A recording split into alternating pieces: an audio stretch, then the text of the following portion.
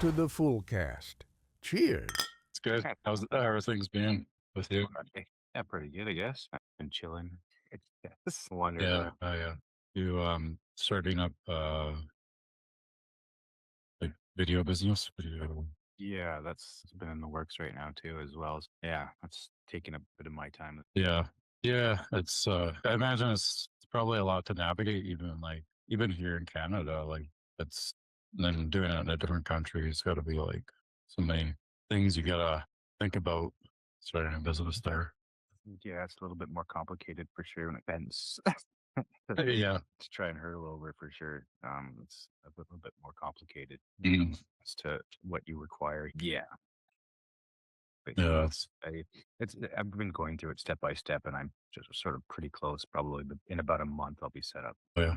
Nice. Yeah, I registered my business here back in like September, but I haven't really like pursued any business yet. Like I've had a couple like small projects come my way just from word of mouth. And I'm editing this project right now for this lady. It's called Totems. It's like a tele series. So it's okay. It's not amazing pay, but it's a good kind of stepping stone and then like good connection because she's planning on applying for funding for like a second round of episodes. Hmm. So and it's a learning experience too, like learning to edit episodes and like she's got like a time crunch too and trying to get the episodes up in certain set by a certain date and all that stuff. So Yeah, getting those quick edits and seeing how quickly you can finish a product. yeah, it's taught me how to kind of get quicker at editing. I mean, learn how to edit quick back when we were doing skits and stuff, but I didn't edit quickly well. Audio would be off, or it wouldn't be. We're just rushing to get it out. But now the quality has to be up for the series thing. Especially for a series. I mean, this one sound is really going to be your. Yeah, sound is like the one thing I've really focused on with editing and like really upping my game with sound because I've always like kind of focused on the visuals and being somebody who like is a cinematographer. I always focus more on the imagery, but I think yeah, I really pushed myself to learn more focusing on sound and sort of thing. Yeah, sounds for me is also one that I have to navigate in a way that I need to get right. Or like I'm Yeah, gonna have to have a way to make sure that that sounds better.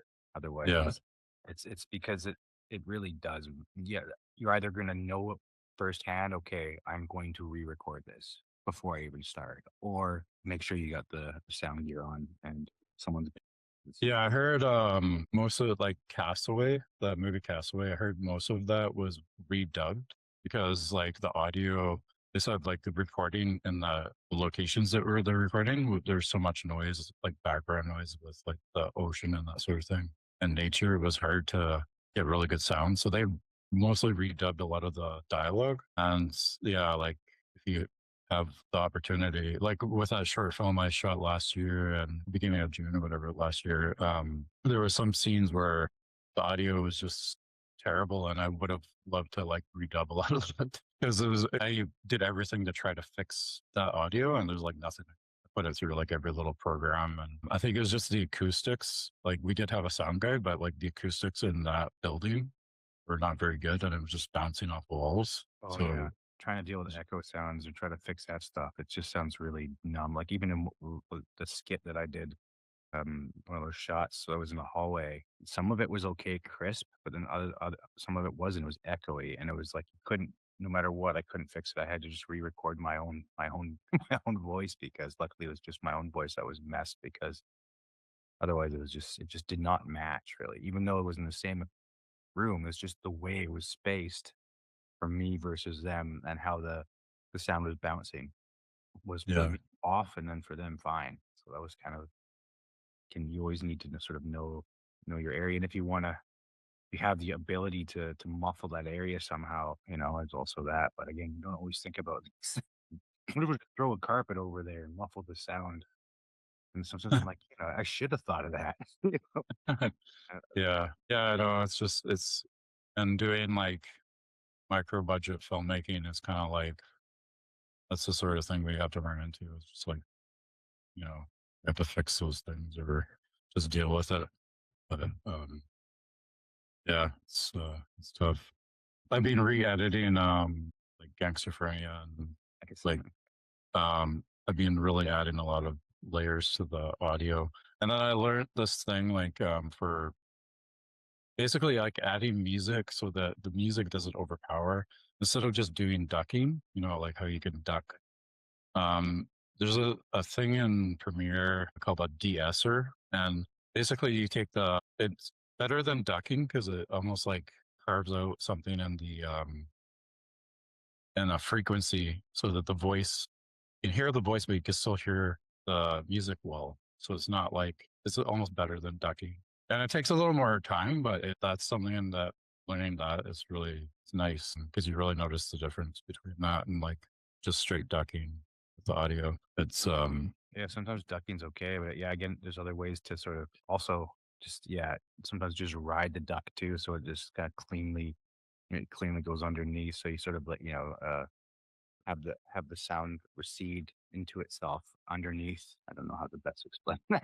You know what I mean? yeah, or just how yeah, it's just like different frequencies of audio too, like where you know where it's not they can exist at the same point but not overpower each other. So it's nice. Um, Yeah, I see what you mean. I'm The sort of frequency overlay matching kind of thing, or like trying to find that area where that it doesn't sort of one is not overpowering the other. yeah. Flows nicely, sort of. Yeah, that sounds like a good idea. Show me that trick at some point. I'm using DaVinci Resolve now, though, so I guess it's probably some sort of equivalent to that. Yeah, I'm sure there's something in DaVinci Resolve, and I still kind of learning DaVinci Resolve. I did kind of like start doing this thing where I would export a project. It's not too big. I'll export it from Premiere, like just a XML file, and I can import that into DaVinci and just color grade it. So it's already cut in Premiere because I'm familiar with Premiere, and then I'll import that, and then I can do some color grading and because I think DaVinci has better color grading. It's like top of the line for color grading. It Just works learning. fun too with just the nodes and stuff. It's like you kind of see a more of a map about what you're doing than you do in Premiere. I think Premiere in that it lacks the kind of mapping, like the way you can kind of tool out every single clip with like, crazy adjustments. That's what I like about DaVinci Resolve a lot. Yeah, and yeah, it's interesting learning that. And when I get better at using DaVinci. Yeah, and then like was it last month I worked on a film set actually, just as a production assistant. It was okay. It's long hours though, and then it was more about like I don't know. It was cool to meet a bunch of people like producers and directors and stuff. Like they're so busy though, they don't. I'm sure they won't remember their face. Uh, it was funny too because as production assistant, you're like one of your jobs is to like go around and tell people to be quiet, right? And so I was like, there was a guy talking on his phone, like just on a video call. So I assumed he was like, I don't know, talking to family. So I went up to him. I was like, hey, they're just about to shoot. I just whispered that to him. And he said, what? He's like, oh, okay. And then he came to me after the call and he was like, "Oh, what were you saying? Was I being too loud?" And I was like, "Oh no, I was just telling you that that they're starting to film soon." And he was like, "Oh, I was on an important call with Netflix, like a really important call." So I was wondering what you're talking about. I was like, "Oh, sorry." He's like some producer, I guess, or something, director. I had no idea. I don't know who he was, but Just irritating. Hey, this guy, look at me. Like, oh, what? yeah. So I apologized to him a couple times. Like that day, I was like, "Oh man, sorry, I didn't mean to mess up your call with Netflix." It's like, yeah, trying to make a deal with Netflix and I just interrupted. They just lost his deal because you you were just off that. Yeah. Yeah. So, but yeah, it was a learning experience. I don't know. I didn't like production assistant too much. Like I'd rather be in a camera department or something like that because like you're really just doing labor work. Like you're not like you're setting up tents and just doing like basic stuff. It's not like creative in any way. It's like, sure, you're helping the production, but it's like not, You're just a lackey. yeah, You're just the guy that goes. There's always stuff that needs to be done on the set that someone needs to do.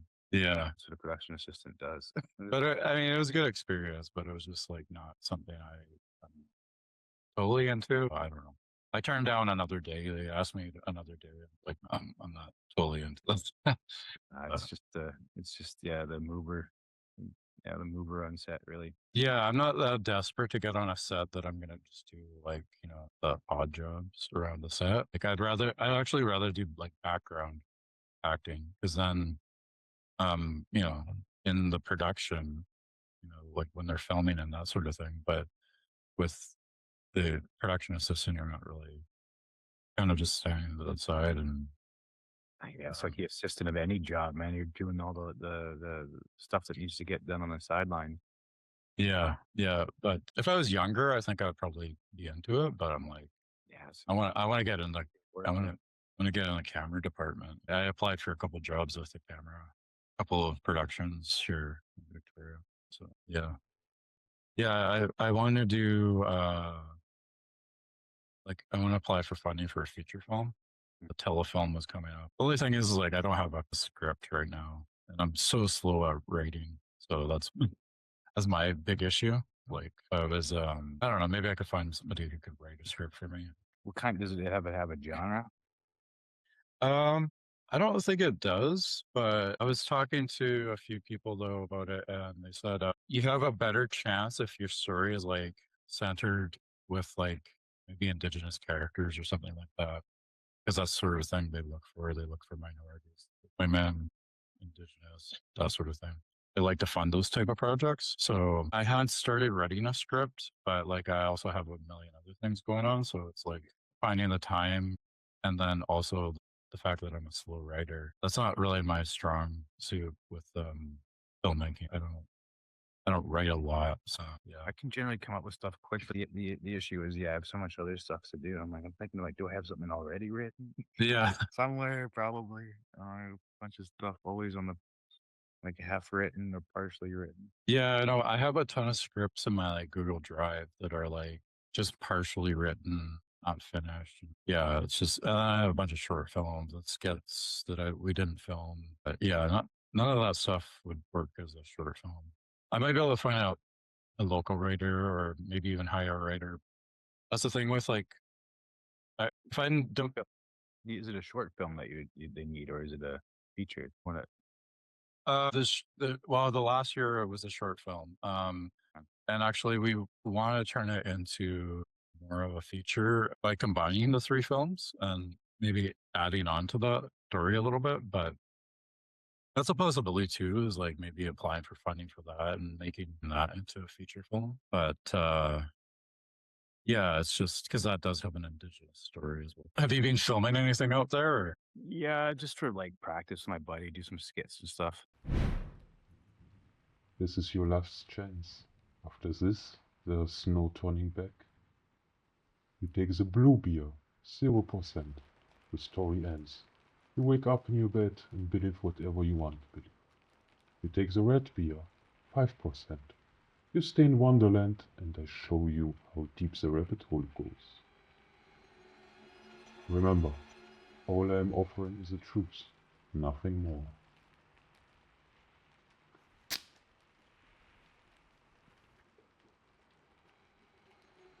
Realistically, right now, I've just been sort of setting up.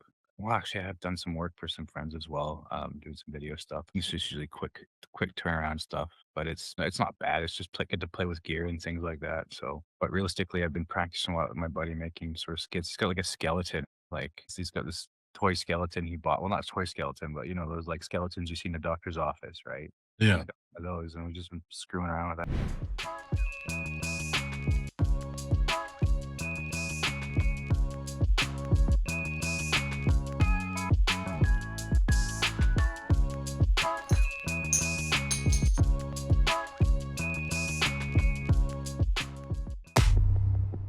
Did you drink my beer? That thing, making random skits and like giving him, showing him how to shoot properly and sort of get his ideas because he wants to make little TikTok videos. For me, it's just a cool skeleton to shoot, So I'm trying Yeah. to get some stories around it for fun. And it's always fun to sort of work on just camera angles and stuff like that, and little dummies and lighting and whatnot. Yeah, so at the end of the day, it's more fun and learning for me, and if some funny stuff comes out of it, then why not? That's cool. For me, realistically, sort of playing around with lighting is sort of like something that I like to need to do more of because it's just trying having more opportunities to sort of light scenes in different ways and making sure that the intent of why I'm lighting it is like, am I just trying to grab the ambience and give a little bit of contrast, or am I trying to like legitimately like change the atmosphere with just light, or Yeah. just trying to get the sharpest image imaginable and have that cinematic feeling, in anything you shoot, sort of thing. But that's yeah, I mean, and you can't do that by not shooting stuff. So I have Yeah, I know. here and there. Yeah, I haven't filmed a lot lately either. I wanted to. Well, I have this kind of minor project that I shot last week, which was like just like I guess they're trying to fundraise for this course, which is through the Friendship Center here in Victoria. So it hopefully will kind of raise awareness for the course. Yeah, that was kind of it's just sort of a small project. I haven't edited it yet. One thing is like it's always like I always feel like I'm like missing some gear. It's like never ending because I'm like we went to film that and I was like everybody's standing and we're doing the interview standing. But like I have a wired mic and I was like I don't have a good place to put my wired lav mic and all that stuff and connect it. And so I was like, well, like this would be a perfect opportunity if I had like a wireless mic setup. But then it was kind of quick, like run and gun sort of thing. And then I was like, okay, forget it. I'm just gonna film it with my camera, with my Rode mic, and hope that the audio is good enough. I'm hoping it's good, but we'll see. I haven't even taken it to imported it, but or run it on my computer, but I haven't like edited. Yeah, so we'll see.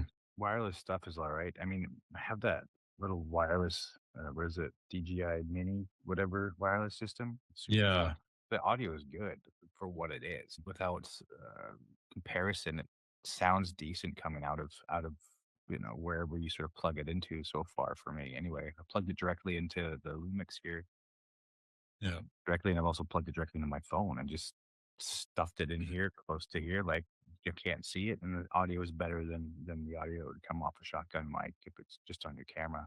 Problem with it on your camera is it's kind of just too far. So you still pick up the kind of weird crackles and stuff like that, and it's not always as crisp as you'd like it to be. Even the cheap small audio isn't as crisp as I would kind of want it to sound, but it still sounds better than if you have too much distance between the boom mic or something like that. I still kind of want better, like lab set. But those are expensive. Like if you want like a really decent lab set, like for a decent lav mic, I mean, a couple hundred just for the lav mics, or 1,000 depending, right, on the budget, and then yeah, decently pairing recorder that mic that paired well with the mics. So it's also yeah. that like you have to know that mic, that set kind of matched together on like how the actual sound ends up at the final product. Yeah, for sure. Yeah, it's always like a chase for like new gear. I mean, I may not even use the wireless setup very often, but it's like something that where there's probably going to be the odd situation where I need a wireless setup. Yeah, it's just because usually sit down interviews, like it's fine. Like what I have right now, so I have a lav mic. I connect a lav mic and then I'll put my Zoom recorder maybe down on the table or something like that. And that's fine for most interviews. But like if there's certain situations sometimes where it's like, yeah, it would be come in handy for that sort of thing. But yeah, I think it's nice to have for sure. I mean, the wireless sets there are fairly affordable wireless sets probably, but they're still I'd still probably think that at least like around 500 or more, something that would work. yeah, I think you could go with the DJI route and get the more expensive one. You know what I mean? One of the newer ones. They're still pretty good. I still think the sound's quite crisp out of them, and especially just for interview stuff, I think they're probably just fine. In yeah, most cases, and just backing it up with a boom mic just in case. yeah, yeah. It's have you seen anybody in Germany using that what's it called DJI Ronin 4D camera setup? Like it's like Never, never seen somebody actually carry one of those around. No, I haven't seen that. Oh, I've okay. seen, I know in movies, a couple movies been shot with it. Yeah. I know that it has kind of its like own ecosystem type thing, but I've never really, I personally wouldn't. When I first saw it come out, I was like, "That's cool," But I'm like, I wouldn't. I don't think I would have. I, for one, I don't want to drop the money to invest in an ecosystem like that. Yeah. But it does look cool, right? Like it's just Mhm. sort of all in one, cinematic device, and they have lenses and all kinds of even have adapters for lenses that you can put on it. Yeah, it's pretty cool. Yeah. Kind of nice. Like, yeah, the like running gun sort of. Yeah, Yeah. it is a battery thing, and it is already like it's always a gimbal, and like it's always Yeah. like so that's the like. Wait a minute, I don't know. Yeah. For me, it seems a bit weird. It worked well. What does that show? Lessons on Netflix. That one was shot, I think, on that the Run at 40. That one was like, all the episodes were shot in one take. So that worked well for that sort of, I think, single take shoot. Yeah, the oneer, But yeah. uh, Yeah. for the oneer shots. That's what it's for. It's just Yeah. oneer shots. Yeah, for sure. Just rant and as many times, but it's an interesting piece of technology for you. Yeah. It's I'm surprised like well maybe other companies will come up with something similar to that now. That's seems to be like catching on with some people. And Yeah, the way it's sort of a whole kind of cinema device in itself, right? It's a gimbal in itself. It packs onto other things as well. I think, and probably you probably just stick that whole thing onto a car. You know what I mean? It's just you put the whole thing and it just goes to where it needs to be yeah. as it's sort of already partially rigged up as it is. I'm actually using the Black Magic, but I don't have like I just have the basic what are they called Canon batteries for I don't have like one of those big giant battery things. Or, Yeah. oh yeah. Is your mic off? Can you hear me? Is the mic still working? Can't hear me. Do you hear me? I knocked something down. Let me see. I check here. I can hear you. Can you hear me? Yeah. Okay, maybe I was just too far from the microphone or something. Oh, maybe. I mean, these batteries, Yeah, what are those? Yeah. big battery. Well, Like that. yeah. I wanted to get one of those actually. You can just put another different one on Yeah. when you're smart. Like, but I'm not smart to put on backwards. I just didn't put another battery on. Yeah, that's nice. I think use this old dusty. I use this one more just because it's Oh smaller, yeah. easier to track around. I mean, it has good quality on it, but it's for I don't want to use this handheld. It's heavy. Yeah, I used mine handheld a couple times and then shots even with I used that 5-axis thing to stabilize it and DaVinci and it wasn't great. I think with the DaVinci 5-axis to stabilize it, I think you have to actually have it in a higher shutter rate so that you don't get that motion blur. So that's one thing I noticed with that stabilization. You get a lot of that motion blur, which yeah. Yeah, in some senses, you're probably just better off using the built-in like DaVinci stabilization in a sense, and trying to use that 5-axis stuff. I tried it once too, and it didn't really. Yeah, it didn't do anything better. Like I feel like it's sort of yeah. I guess if it was a huge better frame, like yeah, more a higher shutter speed, then you probably have more information for it to lock onto. But you're still going to crop. Like you can't be super shapy because at some point it's still going to start cropping and being all wonky and wobbly if the movements don't sort of catch. But I don't know. Yeah. Yeah, I saw what was it? There was I think it was an ad actually for some sort of camera course on Instagram and it was the guy who shot Joker and he was like, I shot Joker mostly handheld. I was like, oh well, must be nice to not have rolling shutter. Yeah. Like it's all great and fine and dandy to shoot handheld, but if you have rolling shutter, it actually kind of sucks about shooting handheld. It's you pay for that, like trying to edit and fix that. So Yeah, it's true. Like if you can. Most cameras that consumers could buy have rolling shutter to a point, so it doesn't. yeah, If you're going to buy like an RE or something, then go for it. But I don't have that for money. yeah. I think like the older Black Magic had global shutter. one of the older Blackmagic Studio global shutter. But yeah, I wonder why they didn't bring that over. Maybe it's too expensive to like implement in cameras or something. I'm not sure, but It seems like something. I mean, I get it. Like if the technology was there, it must have been either too expensive. Otherwise, you think it would roll over as a big selling point, right? yeah, And considering that really the big deal cinema cameras are the ones that are the only ones that sort of don't deal with that issue, right? They're the ones that seem to have the global shutters, and then you have what was it? Was it Sony or Nikon that came up with the newer camera that didn't have had a global shutter? yeah. I can't remember what Yeah, it was. I'm not sure. I haven't been keeping up with like recent gear too much. So yeah. Yeah, sometimes Yeah. it's you hear something big happen like briefly, and you may or may not look at the YouTube videos of everybody trying to get views by all saying the exact same thing at the same time. The camera came out. It's time to review. 1,000 million people that do that. Yeah. Yeah. It's yeah, I know. It's like if you follow a lot of the same creators on YouTube, it's like when a new camera comes out, they're all like talking about this basically the same thing. But they're all like just waiting for their stocking to be filled when those new things show up and they got something to talk about. Yeah. Yeah, those big creators, they basically like, yeah, they let stuff for must be nice. Yeah, I heard I saw that you have that called the probe lens or whatever. What are they called? Yeah. Yeah, You got that? Have you played around with it much or? yeah, I shot some things with it that normally you couldn't really shoot. It also, I mean, it got used and it was still like a grand, like stupidly expensive. The one thing it can do is get into places no other camera or lens can get into. It has some lights in front of it. You can plug it in, and I plugged it in. I realized that one of the the LEDs appears to be burned out. And I wrote a thing back to MPB, and they never got back to me. By the way, out like whatever. I want to keep it because it's whatever. It still works, and the lighting's still fine from the front. It's just you can notice it. Just Yeah. there. Hey, look at that.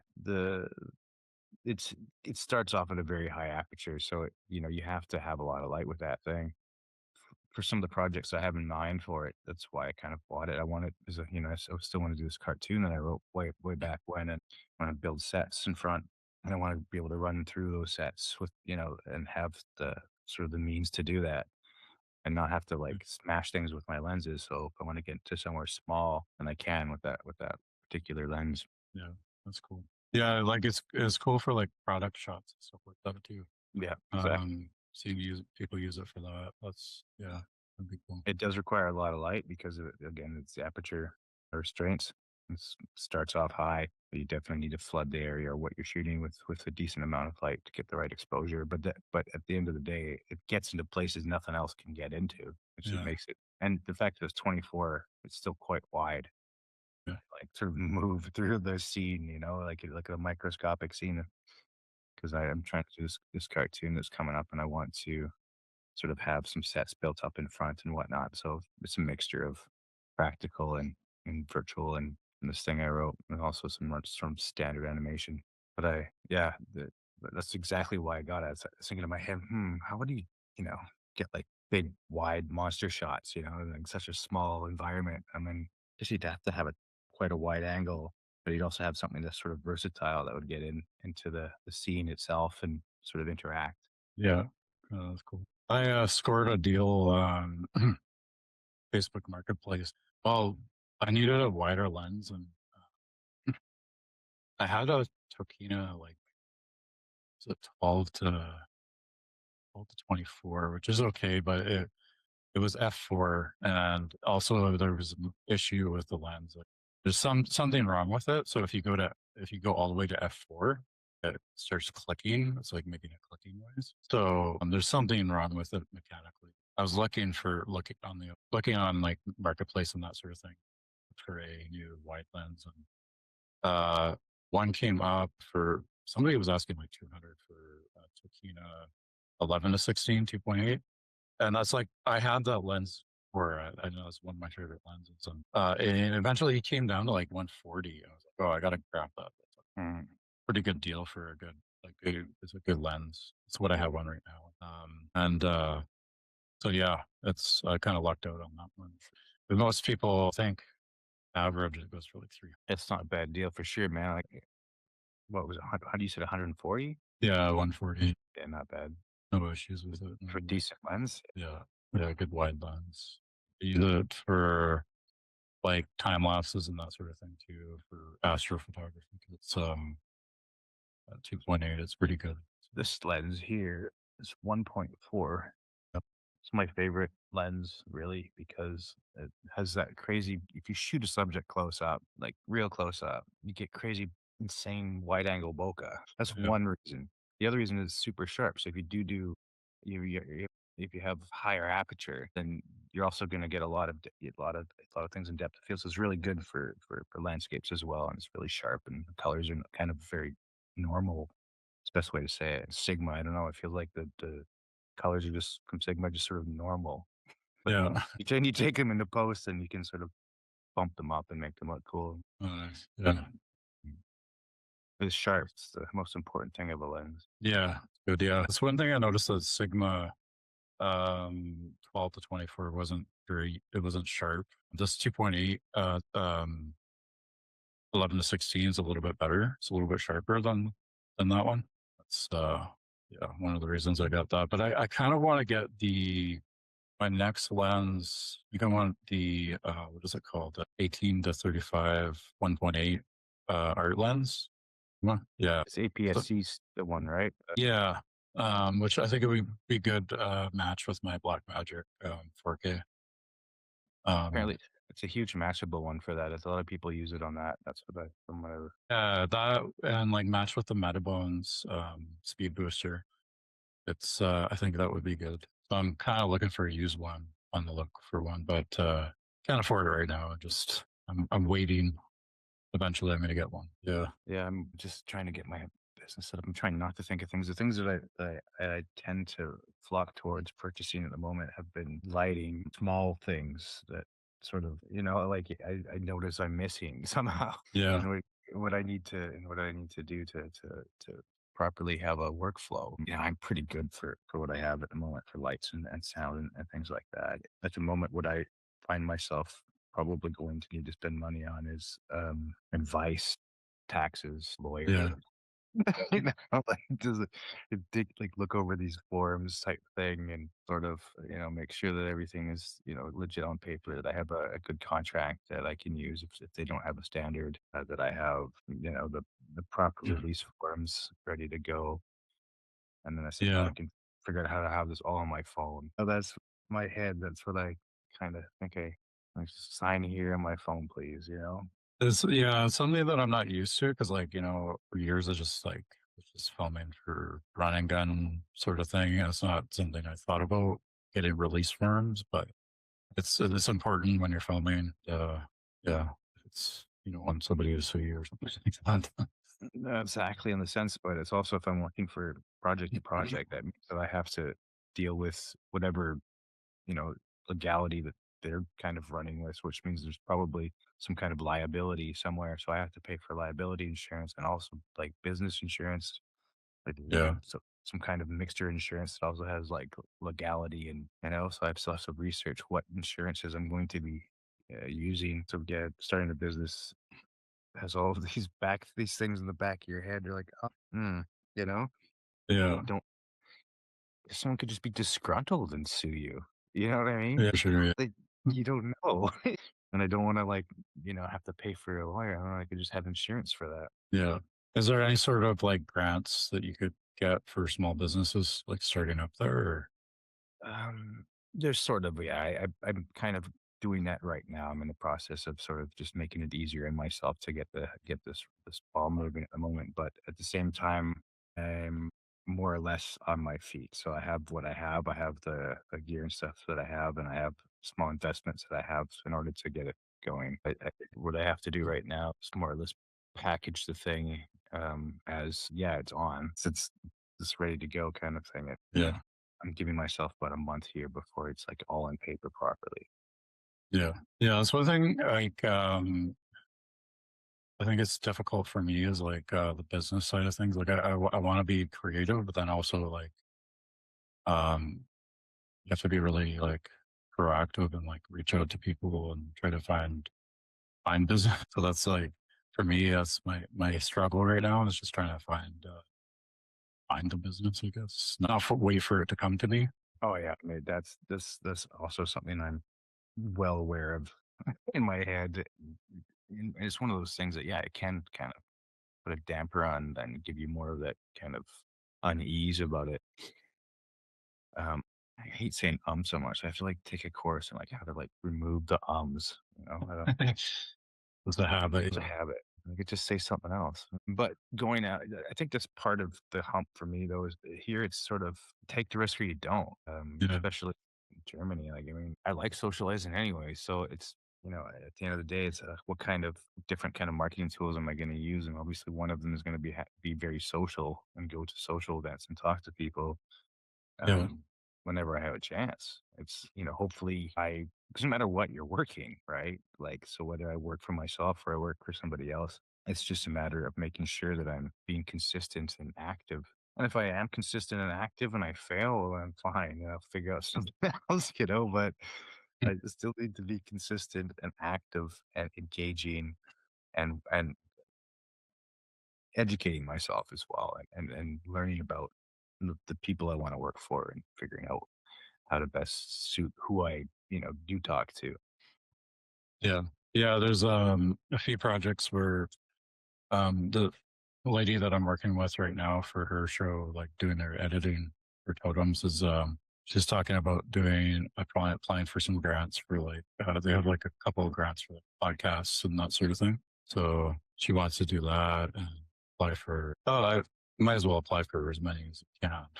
There's no harm in trying to apply for this if there's a No, money it's just available. yeah, exactly. If they're there's there's a pot. So if you can get in that pot, then take it. Yeah, That's what it's there for. for sure. Yeah. Lots of opportunities for that sort of thing. I'm trying to think about, I have to just get this dealt with, and then I think once I'm already everything's sort of compiled into the actual business side of things, and I have this sort of business that's done. It's like you have a business, okay? Then mm, I'll be less anxious about that it's not completed, sort of thing. I just want that thing finished. I just want it like done and ready, and I don't want to think about it as a tomorrow thing. It's like it's okay. Just go find some jobs now. Yeah, I have some leads and whatnot, and that's okay. I mean, I have some few contacts and things, so those are things that will help me in the beginning months when I need to spend a bit more time marketing and engaging with other businesses and seeing where I can fit in and how I serve them well because that's the idea. Like you're there to try and find out about them so you can best serve them. So that's this the initial kind of sales pitch I have is I do it through design process. yeah, Yeah, I don't wanna just go in there empty-headed and think, "Oh, yeah, let's just film some stuff." I'm like, "No, I kinda wanna know about you guys. I kinda wanna understand your customers, how your customers are already infatuated. Like, what is it that you serve? What is it that you give them? And let's find out what they like to see because that's, you know, kind of the genuine sales pitch of how do you latch on to people that already are being served and then find more people like that for them. And how do you yeah, engage those people? And that's through investigating the people you're working for. yeah, sure. Are you gonna mostly target like small businesses like in the area or? That will be part of my plan. But yeah, I have some contacts already with some small businesses and so that's sort of where I'm going to mostly tune into, but small, medium ones that have some kind of budget that could be utilized that they need or have marketing budget for and or some sort of materials that they just need or require that they don't have or they just don't have somebody that knows what I know and I don't Yeah, mind taking some of your money to help you with those things. It's more or less what can I do for a company that doesn't know anything about creating content. yeah, And even if they do, then let's see how can I help differently? Because yeah, I'm willing to do my research and try and figure out how I can best serve the ultimate question. How do you help? What do you help? Like, what is it that people want? Like at the end of the day, you're trying to figure out how what is it about them that's special? You know, what's about me that's special that helps them, right? So what is it they sell? What is their service? People are Yeah. looking online for something. Everyone's always looking for something, and they're looking for a solution to something. And you always want to be the first person that pops up when somebody's searching. Yeah. How do you make Yeah. It's content? just, Others- it, you know, it's questionable. It doesn't mean by I have a foolproof plan. It just means that the more you know, the probably better, the more accurate you can be at targeting those people. And maybe you can have fun with playing with stories that some people are willing to give some time to instead of just the standard wet pans and whatever AI slop is out there. yeah, there's so much AI slop nowadays. I think like with that happening so much as well, like people will maybe like start to like look out for content like real content. Like people are just gonna be like starved for it because we'll be like being bombarded with AI slop. But because there is a huge problem with copyright and private like original content and things like that. When it comes down to it, there's so much of it that's sort of just diluted, stolen property. Yeah, Right? It's kind of just amalgamated stolen property, and yeah, it's still iffy. I think on that whole legality, really. And yeah, at some point, it's really like you can't just do that. Like, I mean, people are, but when is it going to be completely moderated? You know, to the point where it's like that is AI. You can't make money from it, and they have done that in some platforms, depending on what the actual content is. I mean, they can do it better at some point and be very clear that but it gets to a point where maybe somebody's going to make something that's incredible, really incredible. And then they're going to find out that so much of other people's content's in there without without the permission. And yeah, that's somehow there's some sort of legal way of dealing with that in which the money trickles down into those pockets somehow. I don't know or not. It's such a weird situation. And you still have to use AI to where it can help you. But when it comes to how much content I see created without any kind of talent and really good storytellers can make AI do some cool things. yeah, You know what I mean? It's not just like, oh, it's bad material. It's like, no, there's some people that come up with some pretty funny things or some interesting stories. And again, it comes down to the actual people prompting it in really yeah, I guess well conceived ways, but they end up with this crazy content that we're all enjoying. Some of yeah, it, anyway. Some of it's just jokes and garbage and not funny or just eye catching randomness. yeah. And I don't know, like it's That, really hard. But that's for me you know like you know it's AI though. That's the thing, right? You know for a fact, like most maybe old people and some young kids maybe don't know it's AI right away, but at some point you're just gonna really realize what the difference is. It's yeah. just very easy to tell Mm, comparatively. And then that I don't know if that gives companies confidence when they know that everybody knows it's fake. So are you yeah. making AI stuff? Are they happy with that? I don't know. Depends on the company, I suppose. Yeah, and I kind of use it sparingly in my projects. Like I use it as a tool, like I'd use Photoshop or something like that. I don't use it. Um, I don't know. I don't overly use it. I try not to, anyways.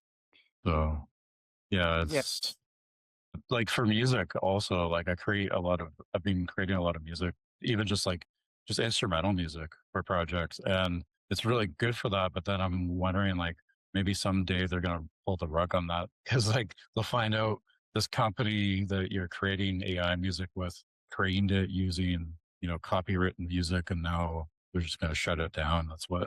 That's what I'm kind of waiting for. It's like I know for sure because the way like how good it is at some points is like definitely they used copywritten music at some point to train this AI. But uh, where are the music banks from, right? And so, like, who agreed to allow to use their music for infiniteness for them to have the complete copyright to sell to you? You know what I mean? So it's like, well, let's sell you all they give you a license, right, with this copyrighted music if you pay their subscription, right? So you have the subscription model where you get these credits so you can make these music things show up out of nowhere, voiceovers and all this insanity, and they sound like legit songs. Yeah, I've tried it too. And I'm like, really? You made a song out of those three lines I gave you, right? All these cool beats, and I wonder. I mean, because it's not anybody's like specifically, and it's such such common kind of riffs and tones, like the sounds you hear are so common, and it's not like you stole it from anyone really. Like I don't know. I don't understand. Yeah, you're right about I don't know. At some point they're gonna come at you. Like, who did they take that from? And did they really take those loops from somewhere? Like, where was that sound bank? Whose sound bank was it? Yeah. Like, they're gonna find this, like, riff one day, and they're like, "Oh, yeah, by the way, that belongs to this person. You owe them $1,000,000." Like, great. That's what? Yeah. I don't know. Really, it's a Awesome. wild west. It's a wild bloody west, man. Like, the AI is a wild west. Nobody knows exactly what's gonna become of it, or whether we become eaten by it. Yeah. It's fun to use it. I mean, and I do use it for certain things that are, like, that help connect dots quicker, but I don't use it to use it as a complete creative tool like some people do, like making a whole videos and stuff like that. I'm like, maybe for like filler or like a segue or like a quick shot or something. Yeah, that you'd normally get B-roll for or something. Then sure, and then Yeah. that's totally fine. I think why not? I guess it's the same. And I mean, or also just for fun, like manipulating a picture and making it funny. Again, that's more of a personal fucking project thing that you can just for fun. But to do it for a client, like, hey, look at this! I can type in 3 lines and made you a thing. Yeah. Can I have 10 grand now? It doesn't make sense, man. Yeah. Like, at the end of the day, there's nothing personal about it. There was no real kind of information gathering session. There was no really understanding about what they do and why they do it and who they do it for. There's no, you could get all the information and type it into a bunch of different AI things and then get a bunch of outcomes, right? And Yeah. piece it together. Sure, but realistically, like you're trying to make something original for them to get attention from the people that they're solving something for, and they want them to know that they solved that for them. Yeah. Yeah. It's a crazy time because like also I saw this teacher talking about AI and how many it must suck to be a teacher nowadays. Like and how he like gave, his students a quiz and they all came back with almost a similar story because it was like they just basically put it into your chat. It was like he started reading out the kids and it was like very similar. They're all like woke up at 6 a.m., woke up at 6 a.m. And I was like, obviously they and then he went and put that same prompt through, chat GPT and got a similar output. And it was like, yeah, obviously they used chat GPT to do this do this test. But Jeez. yeah, it must be Well, it's a crazy time to be a teacher. I would hate to be a teacher right now. yeah, So, I don't know. Yeah, I mean, people are getting lazier and lazier. I heard some sort of report. I didn't really read into it, and it could be just gibberish. The Gen X, or was it, yeah, Gen Z, or just stupider? yeah. Yeah, because like if you don't have to use your brain, Yeah, it's just like then you just get AI to do it. You're not exercising that, developing their brain to like solve those problems. You just like pass it off to something else. you never have to sort of research things in a way that's irritating anymore, and so you don't Yeah. and the irritation is sort of what it's like lifting a weight. You know what I mean? It's too Yeah. strong for your brain. Now you have the simplicity of simply typing anything into a computer and finding out that information, whether it's legit or not. Like, you have the quickness and the speed to just find any piece of information you want. You don't even need to know what the answer means. You simply have it, and that's the problem, right? So, how many people actually cite where their battery's gone? Again. Yeah. How do you Well, cite where this stuff's coming from? Like most people probably don't even do that. Like, is that even a legit source? Shouldn't I read what I'm actually like that information that I got? switch the camera again. Surprised mine hasn't died yet. I still got 2 bars. Okay. Yeah. Being idiots. Oh yeah. You remember when we were kids, like having to go, like if you had a project you had to collaborate with other kids you had to go through the library, get one of those cards. Yeah, Like, you had to find where the, system that nobody knows the Dewey Decimal System. You find the matching, look for the alphabetical, and then it tells you what number and where it is and, where to find it and what color and go match it and find the book. yeah. I don't even remember it anymore. That's Yeah. terrible. It's been since I've been to a library. Yeah. I don't remember either.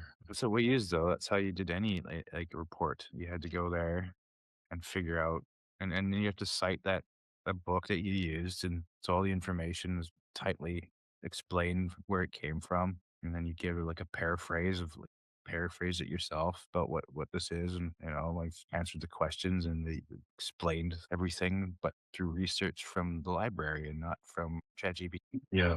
I don't. You had to put some work into it. Yeah. It made it sound like it was better because it wasn't. You had to actually go to the library. It's time wasted. The problem is that there's little refining or little guesswork anymore. You don't sort of you look for like 5 books or more, right? Back in the day, like you'd look through lots of different. But here you go to ChatGPT, you ask for it, and very few people are like, "Can you, tell me what books or where that stuff cited? Like where that information come from?" How many people follow that up? Because I always do. And anytime Yeah. I'm looking up something, I try to figure out where that information came from and read it off the actual sites and places that it came from to see if that's legit or not. Like if you're Yeah. if you're trying to find, yeah, it's taken, and since it does hallucinate, it takes all this information, jarbles it together, and makes it kind of maybe makes partially false forms or wrong formatting. Yeah. It's So it's still not, it's not accurate to 100% in what it gives you. It does give you the compressed sort of mix of it, and as long as you ask it to get the information where it's held, then you can go get it from some actual real people versus the ChatGPT version. yeah. Yeah, it's it's not perfect still. Hopefully people don't rely on it 100% looking. Yeah, kids do. Yeah. It's easy. It's like because they don't know any better anymore. Like I don't know if it's taught properly or what. Or maybe Yeah. the teachers are using it too. It's just even worse. It's just like teachers using it, kids are using it. Do Everyone's they using. allow phones in schools in Germany, or you're not allowed a phone? It depends on what grade. My daughter has a phone, but they're not allowed to have it on class. Okay. Yeah. Yeah, I think it depends here, which depends on the school here. I think some schools rule that you have to like leave your phone like a spot you have to put your phone or whatever. But yeah, I mean it doesn't stop them from using it at home. So if you have homework or something like that. To put it in like a tinfoil bag so the Wi-Fi signals don't kill the teachers. Yeah. So put it in under like a special radioactive proof bin on their way in to limit Yeah. radio frequencies. Clearly, Wi-Fi is the one. I don't prepare anything also. I wasn't thinking anything. Anything. I just want to see if the Yeah. camera worked. Really, man. It's just Oh kind of yeah. like only the good things we say should be cut. Really, really quickly cut. So we look super smart, way smarter than we actually are. I'm not Gen Z. I'm already smarter. Yeah, I like the most of the editing programs. I think DaVinci probably has this too for cutting out the pauses and the ums and stuff like that. Yeah. Where you can go through the text and it'll just delete all of those and it'll just cut those out. It's not perfect, but it works pretty well. Like, instead of having to go through and look for every in the video. That's true, though. It's nice that when they do that automatic thing, like, see, that's one thing AI does good. Yeah. It finds ums. Yeah. It finds like the little that's a little task that would take probably a good amount of time if it's a long video, and it's just a tedious task that it's eliminated for us Right? having to do. So it's nice. There's lots of like things like that back in the day. Like even whoever invented came up with like, hey, there should be like a right click to match audio. It's like external audio. You know how much time that saves? Just go right click, match audio. Yeah. Like, it's like, yeah, all right, cool, done. Yeah. What time is it there in Germany? It's 8 p.m. Oh, 8 p.m. Oh, it's not too late. I thought it was later. Nah, spring forward. I don't know. It's an 8-hour difference, isn't it? There's only like a brief switch over between the daylight. Yeah, So like the spring time change is, I think, slightly different here than it is there. So there's going to be like a moment or a gap where it's like 7 hours instead of 8. yeah. Yeah, it's interesting because there's some countries like Thailand doesn't do the